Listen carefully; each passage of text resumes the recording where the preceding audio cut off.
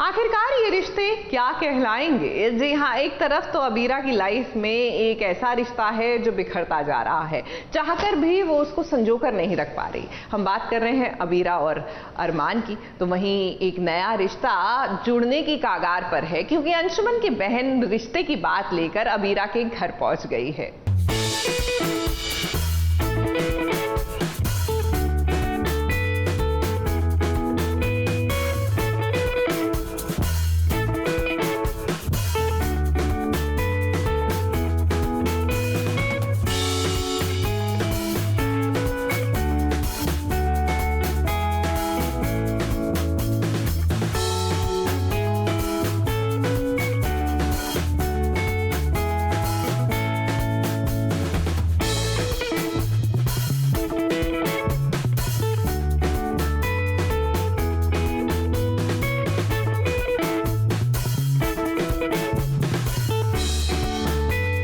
चाहते हुए भी उसे किसी और की दुल्हन बनना मंजूर है।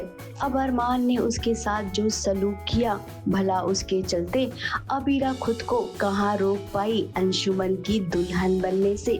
देखिए जरा अबीरा का ये 16 श्रृंगार।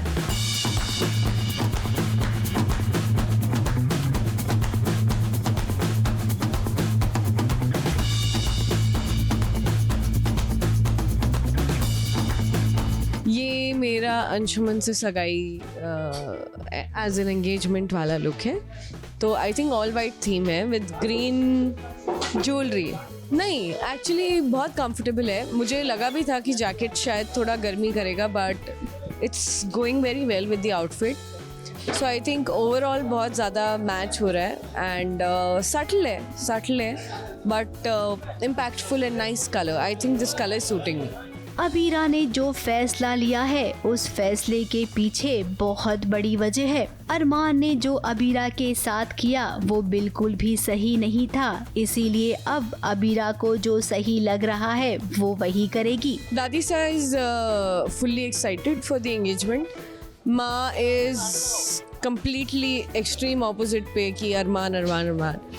अबीरा कहीं मिडिल में है, उसको समझ में नहीं आ रहा है कि उसको क्या चाहिए। अंशुमन अच्छा इंसान है बट उसका दिल अरमान के पास है। सो अंशुमन की बहन अपने भाई का शगुन लेकर आई है अबीरा के घर। अब दादी सा तो चाहती है कि अबीरा अपनी जिंदगी में आगे बढ़े, इसीलिए दादी सा खुश हैं। लेकिन यहाँ पर विद्या का क्या करें?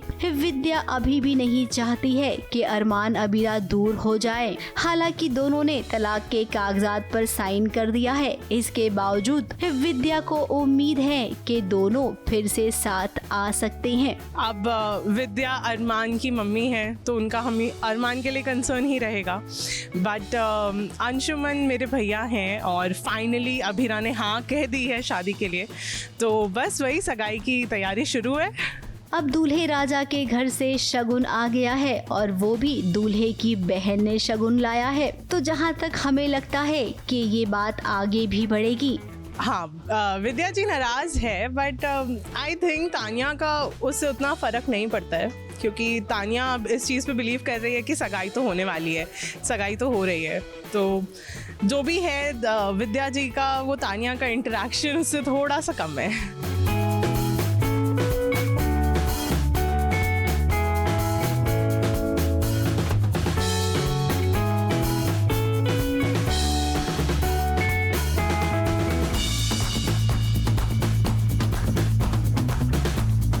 वही अरमान पछता रहा है। अबीरा के साथ उसने जैसा बिहेव किया वो जानबूझकर किया, ये तो हम भी जानते हैं। अरमान और अबीरा की दुविधा फिलहाल अभी के लिए ये दोनों ही समझ सकते हैं। कितनी रात हो गई, अरमान वापस नहीं आया। वो दरवाजे तक जाती है क्योंकि उसको ऐसा एहसास होता है कि अरमान शायद है।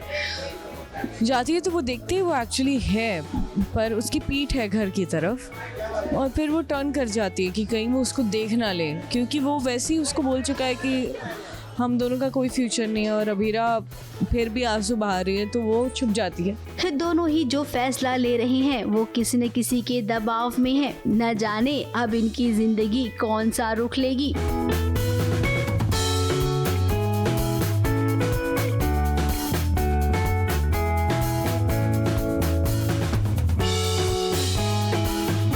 वहीं अरमान क्रिश के पास आया है, उससे माफी भी मांग रहा है और कह रहा है कि मुझसे जो हुआ वो गलत हुआ, लेकिन अब तुम मुझे नौकरी दे दो।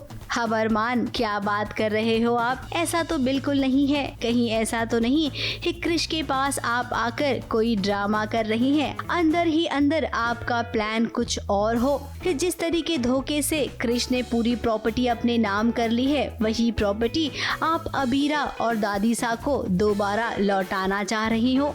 अब देखिए, हमने तो केवल गेस किया है, क्या पता ऐसा हो जाए। ABP news report.